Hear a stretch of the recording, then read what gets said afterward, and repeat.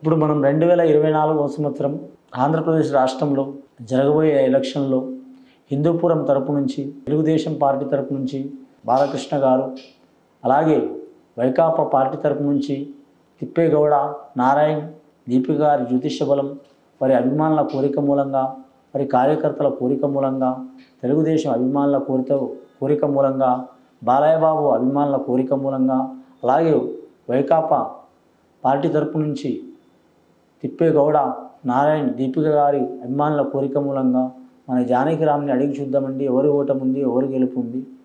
జానకిరామ్ చూడు, హిందూపురం ప్రాంతం నుంచి నందమూరి బాలయ్య గారి జ్యోతిష్య బలం గెలుపు ఎలా ఉంది, అలాగే దీపిక గారి జ్యోతిష్య బలం గెలుపు ఓటమి ఎలా ఉంది చూడు.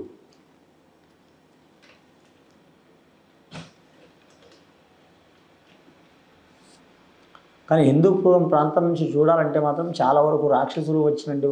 వారిద్దరి పేరు మీద యమరాక్షసులు వచ్చిండ్రు, భూతాలు వచ్చిండ్రు, అలాగే మాత్రం నరుడు వచ్చిండు, నెత్తిన పెట్టే శంకన జూలి అన్నట్టు. కానీ మాత్రం హిందూపురం ప్రాంతం నుంచి మాత్రం నందమూరి బాలకృష్ణ గారు తెలుగుదేశం పార్టీ తరపు నుంచి, అలాగే వైకాపా పార్టీ తరపు నుంచి తిప్పేగౌడ నారాయణ, దీపిక గారు ఇద్దరికి హోరాహోరీగా పోటీ కొనసాగే అవకాశం ఉందండి.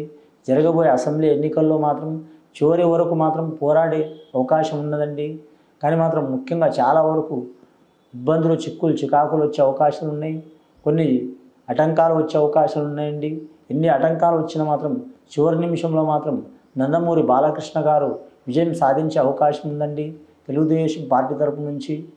కానీ అలాగే వైకాపా పార్టీ తరపు నుంచి తిప్పేగౌడ నారాయణ, దీపిక గారు ఓటమి పాలయ్యే అవకాశం ఉందండి.